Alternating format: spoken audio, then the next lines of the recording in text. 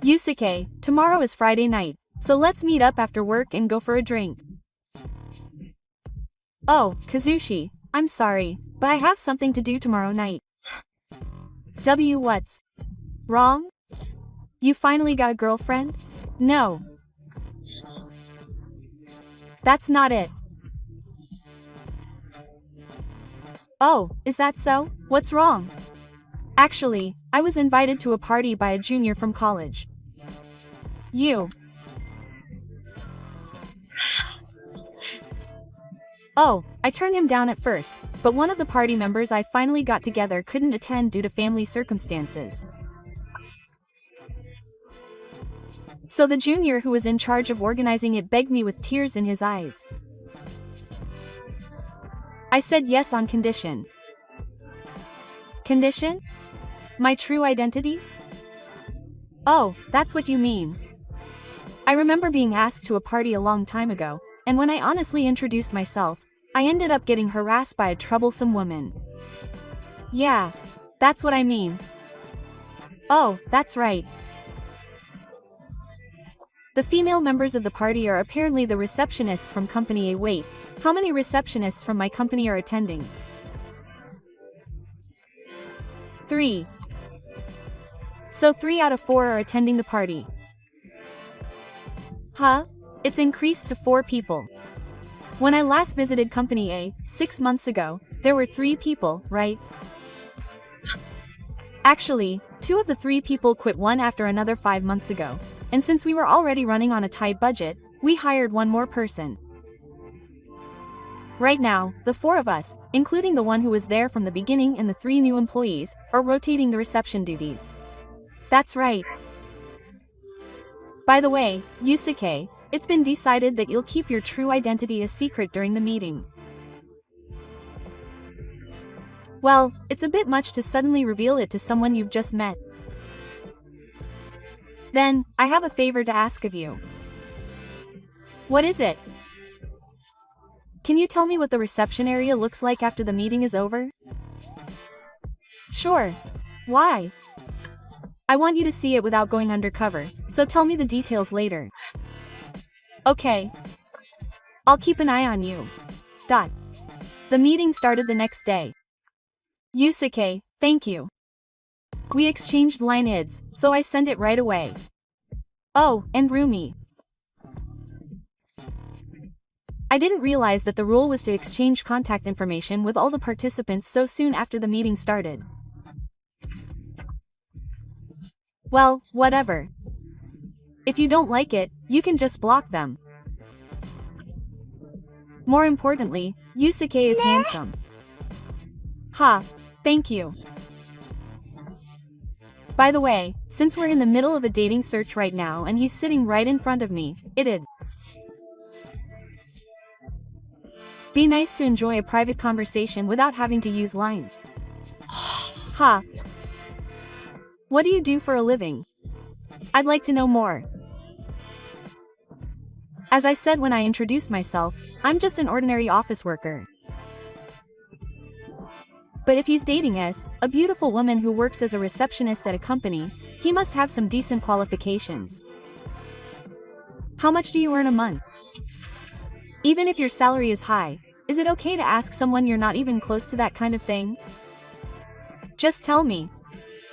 We can't move forward without checking your qualifications. My monthly salary is 230,000 yen. Only 230,000 yen? Ah, he's no match for us beautiful women. I'm leaving right now. I like his face, so I paid him a little attention, but a poor man won't do. Failed. Do you decide whether someone is a good match for you based solely on their income? Of course. Normally, a man would try to earn more money to appeal to beautiful women like us. Well, it depends on the person. There may be cases where job satisfaction is prioritized over income, and the meaning of work varies from person to person. Also, I think it's a waste to judge people based on their income or appearance alone. Whether it's good or bad, there's a possibility that something about a person's true nature is hidden somewhere that can't be seen. You're going to lecture me. Don't act all high and mighty when you only get 230,000 yen for a job. Go home. Really? Well then, excuse me. Don't ever show up in front of me again. The next day, how was the matchmaking session yesterday? To be honest, it was a disaster. A disaster? What happened? I'll send you a screenshot of the line conversation for now. 20 minutes later, what's this? The person on the line conversation was Rumi from our reception desk.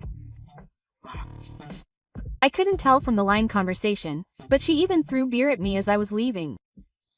What? Beer? I was on the train home, so I was embarrassed to smell like beer. She's looking down on me to no end. Apparently, she liked my looks on first impression. I think she was trying to find out since she only mentioned tentacles in her initial self-introduction and didn't mention the name of her workplace. So she was planning to target me if both my looks and income met their expectations. I see. So I was only able to be at the meeting place for the first time, and I didn't know much about the other two receptionists, but I saw them laughing at my back as I left the store alone, saying things like, "You're a low-class office worker or a poor person, how shameless." So that's what it was like. I guess this is going to take a long time, so I'll talk to you next week. Anyway, I feel bad for my employees. We'll have the first planning meeting for the collaboration product at my place on Monday. If you have time after that, I'd like to hear your story over dinner. Okay. Monday. Well then, I'll take care of you. Oh, nice to meet you. Go home on Monday. Please don't come all the way here just because you like me and want to see me. I came to my company for work today. Liar. There's no way I'd do business with a company where a low-class person like you works. I belong to Company Z. Oh, too bad. My suspicions of a lie are growing stronger. Today, the sales manager and future president of Company Z is here for a planning meeting. Aren't they going to invite a low-level office worker like you? Besides, you're in the way. My plan is to greet the future president of Company Z with a smile and make him fall in love with me, so I don't want to cause any unnecessary trouble. Go home and don't come back. I'll call the police. Okay. Right after that, can I have a moment? Oh, Yusuke, it's almost time to arrive. Are you here yet? No, I'm here. When I went to the reception desk to pick up Iruma, he started yelling at me before I could say anything, saying, "You're a stalker. Get out of here immediately." Quote. And called the security guard, and I was thrown out without any questions asked. It turned out that the person who dealt with the stalker was the spirit Rumi, but she apparently thought I was a stalker who had come to see her. After that, she cursed me online, and when I told him I was from Company Z, she called me a liar and now I'm stuck standing there, unable to get in. Seriously? Well, I'm the one who faked the specs, but I don't want to cause any more trouble at the reception desk, so what should I do? Then could you go to the back entrance for the contractors? I'll have my subordinate pick it up from the reception desk and give it to them later. In any case, I feel sorry for my employees. I'll take care of their immediate supervisor regarding the unreasonable behavior at the reception desk. Okay. I'll take care of it. Hey, what's going on this night?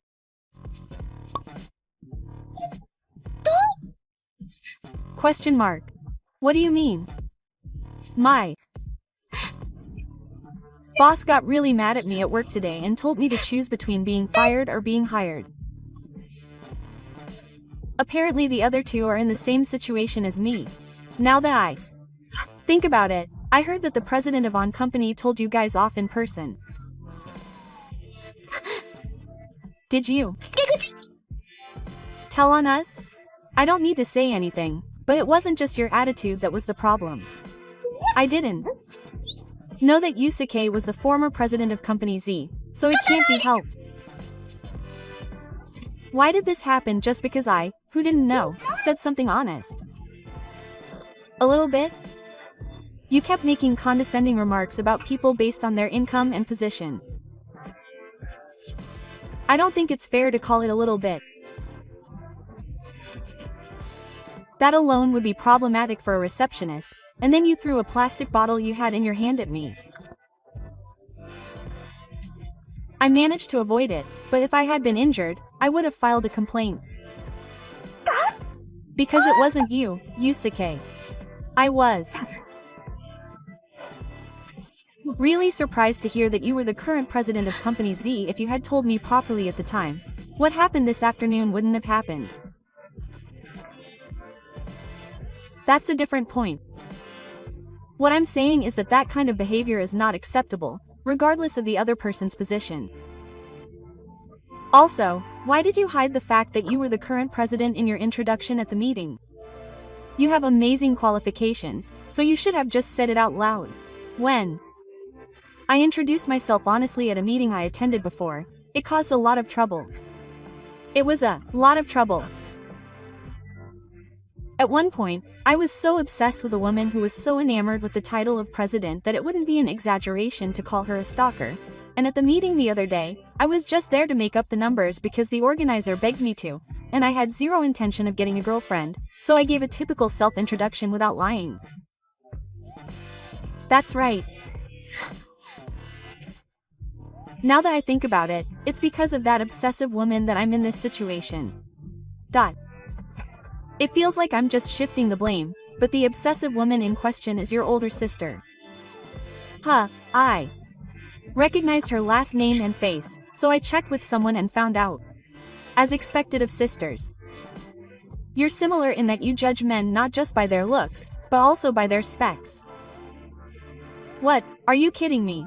Your older sister has a restraining order, so naturally, she can't get close to you, her younger sister. Well, then, I'll be leaving. Epilogue. After that, Rumi and the other receptionists voluntarily decided to go their separate ways. Apparently, there were complaints about how the receptionists changed their attitudes depending on the person, and that's how this matter was decided.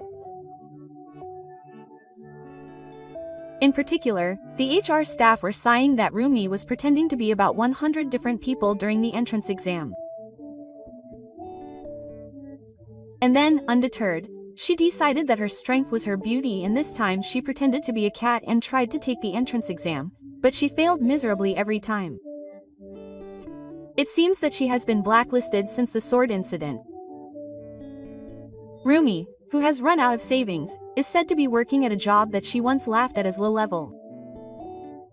The tragic heroine is lamenting her miserable situation, resenting her clingy older sister, and still not understanding what she did wrong, which is amazing in a way.